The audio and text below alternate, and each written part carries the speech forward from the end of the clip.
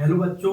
तो आज आपका नया बैच स्टार्ट हो गया है जिसका नाम रहने वाला है सूर्या। इस बैच का फर्स्ट स्टूडेंट सूर्या था, उसके नाम पर ही सूर्या बैच शुरू किया गया है, जिसमें आपको लाइव क्लास मिलने वाली है।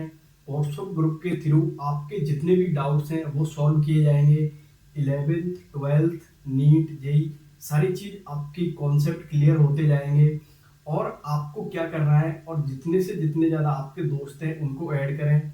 और शाम का समय रहेगा 7 से 8, या फिर थोड़े से आपसे भी डिस्कस करके टाइम को आगे पीछे किया जा सकता है। तो आपकी डेली लाइव क्लास रहने वाली है। और आज की जो क्लास है उसका मोटिव है बच्चों को जोड़ना और उनको ये समझाना कि केमिस्ट्री को कैसे पढ़ा जाता है और केमिस्ट्री की टर्म को अपन कैसे समझते हैं और इनका डेली लाइफ में क्या यूज है, और नीट में जेई में कैसे कॉन्सेप्ट को ध्यान रखा जाता है, और जितने भी उनके क्वेश्चन हैं उनको कैसे सॉल्व किया जाता है।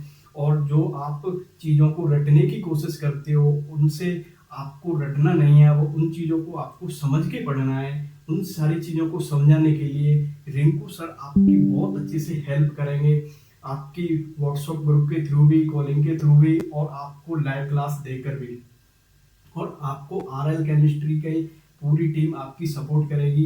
तो आप अच्छे से ग्रुप को ज्वाइन करें और डेली क्लास देखें।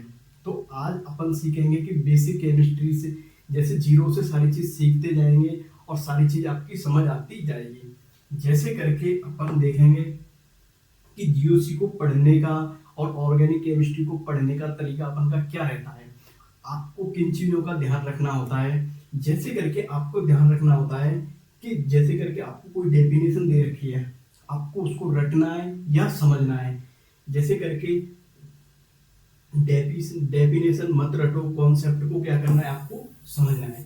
ऐसे ही करके हर रिएक्शन में इलेक्ट्रॉन को फॉलो करो, न कि उसमें कि जैसे करके आपने रिएक्शन कोई देखी उसको आप याद करने लग जाते हो कैसे करके होती है। बस उसको ये समझो कि हो क्यों रही है। जैसे करके क्या हुआ से ज्यादा आपको क्यों समझना है कि क्यों हुआ।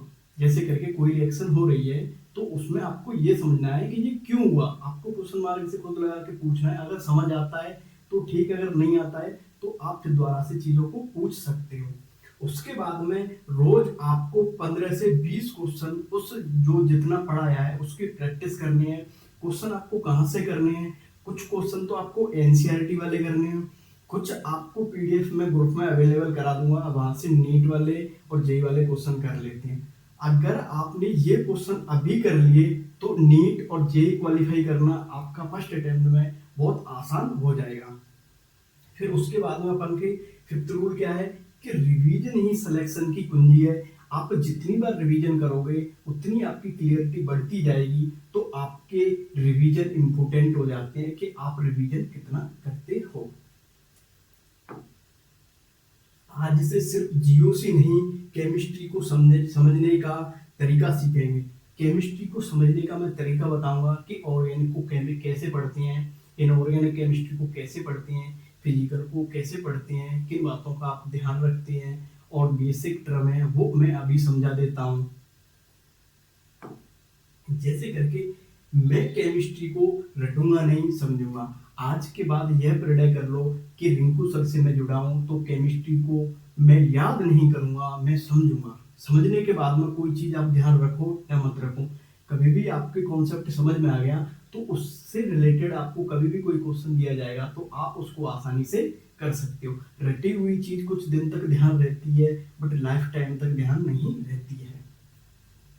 मैं हर क्लास के बाद प्रैक्टिस करूंगा। ये सेकंड पॉइंट आप अपने दिमाग में फिक्स कर लो कि मेरे को अगर डॉक्टर बनना है, इंजीनियर बनना है, 12th में अच्छे मार्क्स लेके आने हैं तो मेरे को डेली प्रैक्टिस करनी ही होगी। फिर उसके बाद में आपको क्या है, ये एक आपको दे रखा है तरीका कि कैसे पढ़ना है। मैं एक रेजोनेटिक स्ट्रक्चर के थ्रू आपको समझाने की कोशिश करूंगा। ये एक आपके लिए कॉन्सेप्ट है। अगर ये कॉन्सेप्ट आपके समझ आ रहा है तो आप ऐसे समझो कि आपके लिए चीज बहुत आसान होती है। जैसे करके आपको कोई चीज रटनी नहीं है। जैसे करके मैं आपको अभी बता देता हूँ, ये मैंने एक फॉर्मूला लिखा, इसको बोलते हैं एसिड। यही यहाँ मैंने ये लिखा, इसको अपन बोलते हैं एस्टर। आपको कितनी चीज ध्यान रखनी है, ये वाला ग्रुप तो कॉमन है दोनों में। बस इसके बेसिस पे आपको ध्यान रखना है, इसको एसिड बोल रहे हैं और इसको क्या बोल रहे हैं अपन, एस्टर बोल रहे हैं। तो अपन को क्या चीज ध्यान रखनी है, यहाँ ध्यान से सुनो कि फॉर्मूला याद करोगे या लॉजिक समझोगे। आपको लॉजिक समझना है। उसके बाद में रिएक्शन याद करोगे या उसका रीजन समझोगे कि क्यों हो रही है। आपको इलेक्ट्रॉन मूवमेंट आना चाहिए। जिस दिन केमिस्ट्री की लैंग्वेज समझ आ जाएगी उस दिन जीओसी इजी लगने लगेगी, केमिस्ट्री इजी लगने लगेगी, आपकी स्कोरिंग अच्छी होती जाएगी। जैसे करके अपन इसको सॉल्व करेंगे। तो कैसे सॉल्व करेंगे, इसका रेजोनेंस देखेंगे, कैसे देखेंगे, आ जाओ मैं बताता हूँ आपको। जैसे करके आपको ये दे रखा है कीटोन समूह, आप इधर देखो, एक इलेक्ट्रॉन इसका है, एक इलेक्ट्रॉन इसका है। आप इस बॉन्ड का आप हेटेरोलाइटिक क्लीवेज करवाओगे तो ऐसे करके करवा सकते हो। कार्बन लेस इलेक्ट्रोनेगेटिव है, ऑक्सीजन मोर इलेक्ट्रोनेगेटिव एटम है। तो क्या है, जो ज्यादा इलेक्ट्रोनेगेटिव एटम होता है उसकी तरफ इलेक्ट्रॉन मूव करते हैं। तो जैसे करके इधर गया तो इस पर पॉजिटिव चार्ज आ गया, इस पर नेगेटिव चार्ज आ गया। फिर अगर ये फिर इधर की तरफ शिफ्ट हो जाता है तो फिर दोबारा से ये बॉन्ड बन जाता है। इसी को बोलते हैं रेजोनेटिक स्ट्रक्चर। ठीक है ना दोस्तों। ऐसे करके फिनोल की रेजोनेटिक स्ट्रक्चर पढ़ेंगे, कार्बोक्सिलिक एसिड की पढ़ेंगे, वो बेंजीन रिंग में पढ़ेंगे। यहाँ करके ये आपको फिनोल, इसको अपन बोलते हैं फिनोल। अगर यहीं आपके एक और ग्रुप जोड़ दिया जाए इसको बोलते हैं टोलोइन। ऐसे ही करके आपको सारी चीज सिखा दी जाएगी कि किसको क्या बोलते हैं। इस पोजीशन को बोलते हैं अपन ऑर्थो, इस पोजीशन को बोलते हैं मेटा, इस पोजीशन को बोलते हैं पैरा। आप ऐसे ध्यान रख सकते हो कि आपके दोस्त के पापा का नाम क्या है, OMP, ओम प्रकाश। तो इससे आप ध्यान रख सकते हो ये ऑर्थो पोजीशन है, ये मेटा पोजीशन है, ये पैरा पोजीशन है। ये आगे रिएक्शंस में काम आएगी, रेजोनेटिक स्ट्रक्चर में काम आएगी। ठीक है ना दोस्तों। ऐसे करके आप क्या सीखेंगे, यहाँ देखो, यहाँ आप सीखेंगे कि जैसे करके केमिस्ट्री की शुरुआत कैसे होती है कि ये आपका कार्बन दे रखा है, ये आपका हाइड्रोजन दे रखा है, इसकी वैलेंसी 4 होती है। तो ये तो हो गया आपका एटम। एटम के बाद में उसकी वैलेंसी देखेंगे तो ये वैलेंसी कंप्लीट हो गई, ये टेट्रा वैलेंसी होता है। ठीक है ना दोस्तों। फिर उसके बाद में आप देखेंगे बॉन्ड। तो ये क्या बॉन्ड बन रहे हैं, ये कौन से बॉन्ड बन रहे हैं, सिग्मा बॉन्ड बन रहे हैं। अगर यही ये ऐसे करके बना होता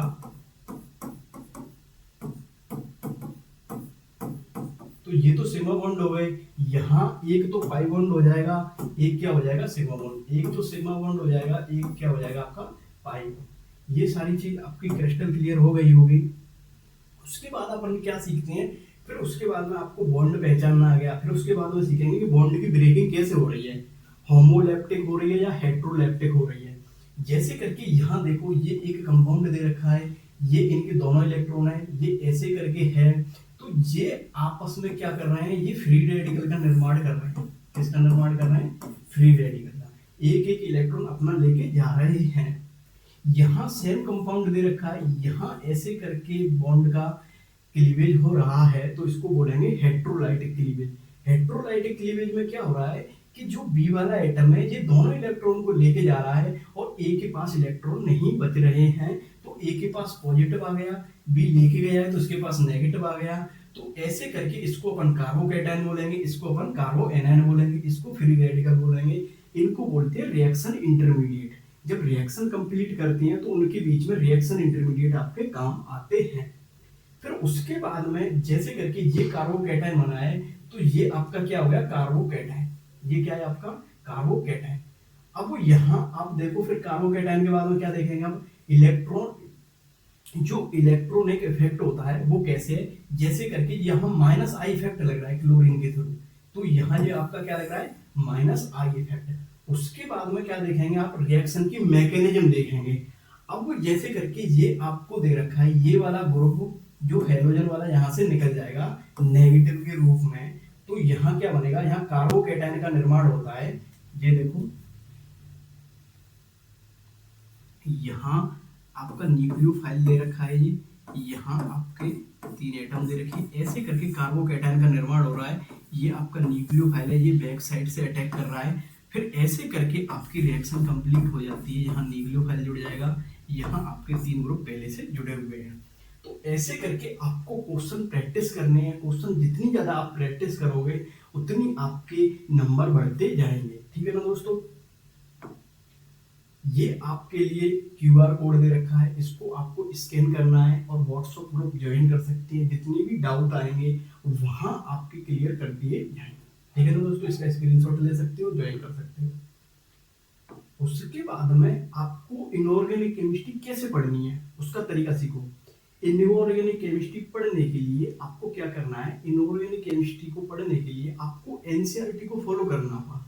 एक तो नोट्स फॉलो करना होगा, एनसीईआरटी की जितनी भी लाइन है, इंपोर्टेंट लाइन है, वो हाईलाइट करके आपको याद करनी है।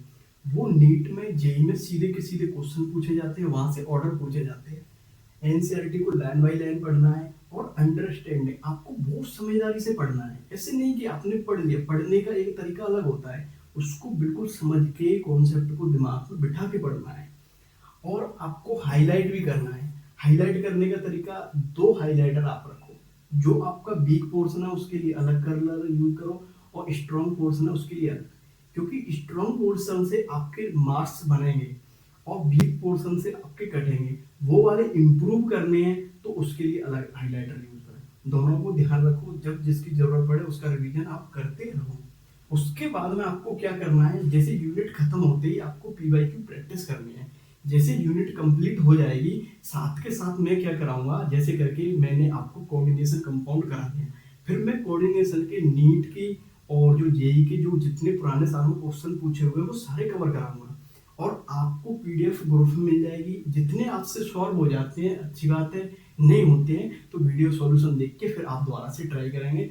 फिर आपको पीपीटी मिल जाएगी, आपको डीपीपी मिल जाएगी। डीपीपी में आप क्या करोगे, खुद से क्वेश्चन करने की प्रैक्टिस करेंगे, उसमें स्टैंडर्ड क्वेश्चन होंगे आपके लिए।